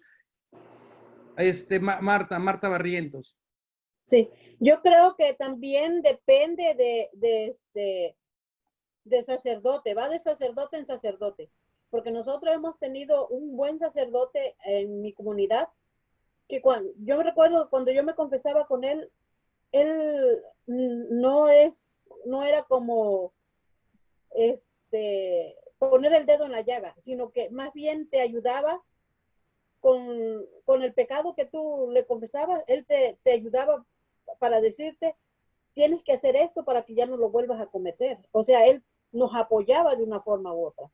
Y aparte de eso, él tenía un grupo de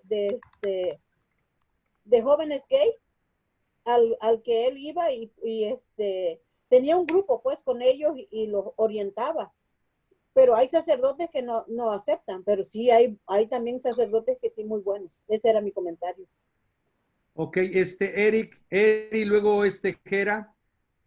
Bien, Manuel. En Managua, pues en la parroquia donde yo estaba, pues llegan 3 personas que son homosexuales, ¿verdad? Ya llegan ya vestidas de mujer y todo esto. Son personas de misa casi diaria, todos los jueves en la hora santa están en la misa dominical. Se confiesan también, por supuesto se confiesan y van a la comunión. Pues yo nunca les he negado la comunión, nunca se la negué.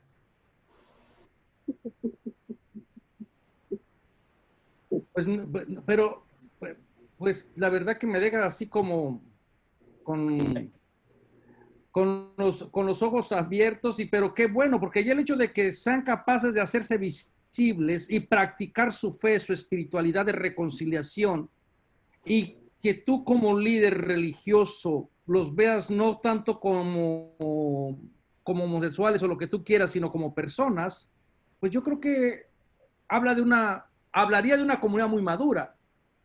Y que a lo mejor también invitarlos a que se confiesen de otras cosas, si es que tienen, ¿verdad? Gera. Muy bien, buenas noches. Casi no hablo, pero ahora voy a hablar. Yo tuve la oportunidad de estudiar acá en Chicago, en una universidad que Manuela conoce, y agradezco a muchos de mis profesores que abiertamente dijeron que eran lesbianas, homosexuales, con doctorados, y gracias a ellos y a ellas he aprendido mucho de la comunidad LGBT. No solamente aquí en Chicago, y como saben viví ahí en Perú, en Bolivia, y pues también tuve poco contacto con ellos, pero yo siempre los traté como humanos. Y una de las cosas que tú lo conoces, Manuel Kenson, es uno de mis profesores que tuve, él siempre decía a mí, yo ya me cansé de dar talleres sobre la Biblia, la homosexualidad, etcétera, etcétera. Pero cuando la gente entiende esto, es cuando en tu familia alguien tiene estas tendencias, que un tío, un primo, un hijo, un nieto, un conocido tuyo es homosexual, es lesbiana, ahí empiezas a entender y a comprender y a tratarlo como hermano o hermana a esa comunidad o a esas personas de la comunidad LGBT. Creo que es ahí donde todos realmente estamos llamados a ser hermanos, hermanas y ayudar a esas personas. Porque tal vez es una orientación sexual diferente a la tuya, a la mía, pero al final de cuentas son personas, son seres humanos común y corrientes como tú y como yo. Ya me caí. Ok, muy bien, Gera. Ahorita, Jorge, luego Clarita. Gracias, padre. Gracias, padre Geri, también por los comentarios que acaba de hacer. Es increíble, o sea, desafortunadamente la comunidad LGBT se ha encasillado o la han encasillado en unos términos no muy favorables, ¿no? Así como que LGBT, si eres homosexual, pues es sinónimo de SIDA, de alcohol, de drogas, pero no. Por ejemplo, aquí en la ciudad de Chicago, una de las ciudades más importantes a nivel mundial, la alcaldesa es declarada, es lesbiana y tiene su pareja.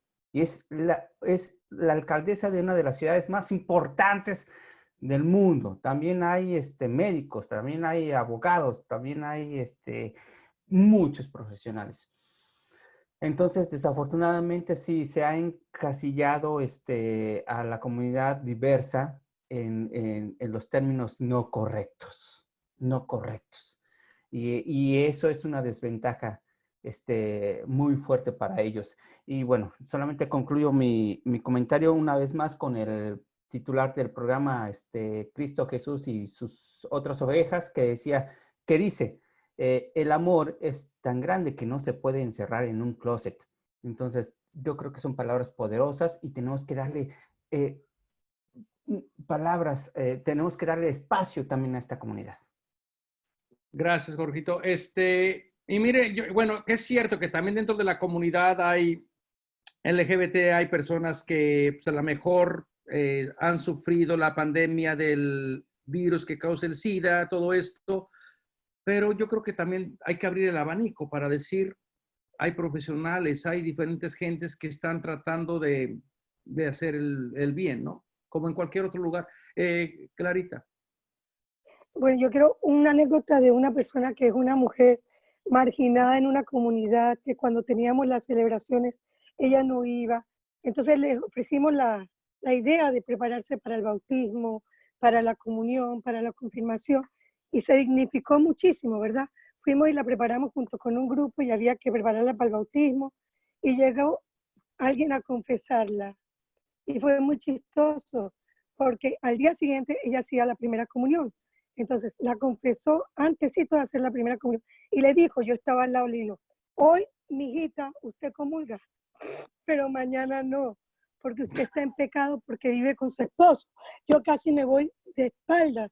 Esta mujer súper, súper, súper herida por la vida, que se sintió dignificada con los sacramentos.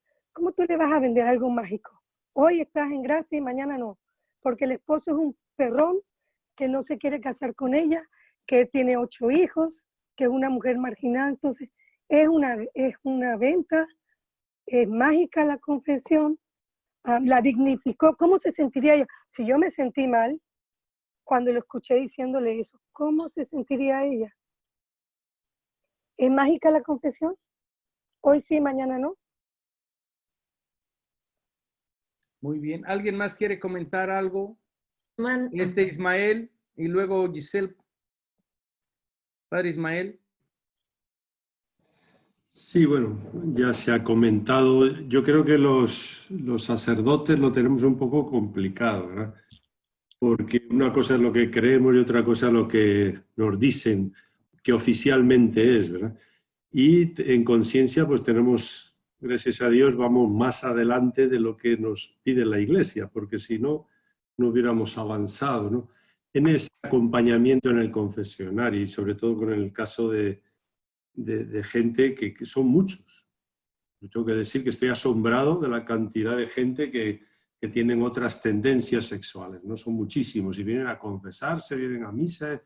Gracias a Dios cada vez lo llevan con más normalidad, algunos vienen con muchos problemas, pero ciertamente todavía hay unas prácticas, no sé si en jerarquías, en derecho canónico y tal, que no solo para ellos, es para esto que acaban de contar, que si hoy sí comulgas y mañana ya no estás en gracia. Una serie de cosas que no se entienden, ¿no? Que están muy... Entonces nos lo complica mucho porque tú orientas, pero hay cantidad de canales también católicos que desorientan, pero eso casi son los más fuertes.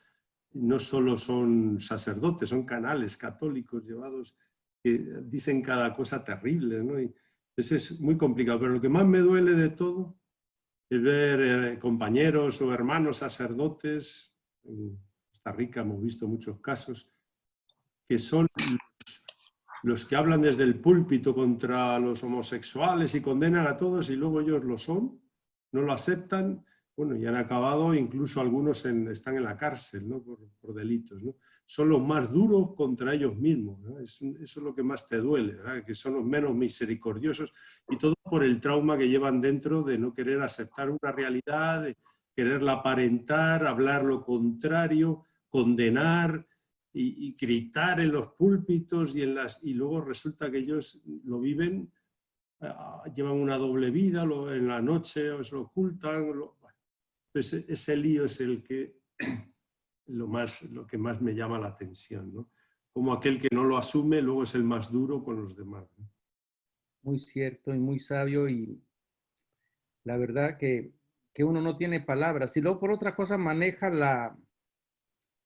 Pues la iglesia, la doble moral, mire, cuando uno lee, escucha todo lo que se está sucediendo en la jerarquía allá, que son los que están poniendo y dictando cómo debemos de vivir la sexualidad, y después uno se da cuenta, pues que tienen otros tipos de pecados, que las drogas, que el lavado de dinero, que uno eso dice, pues por lo menos debiéramos de decir, bueno, por lo menos somos pecadores y esperamos en la misericordia de Dios, en la gracia de Dios.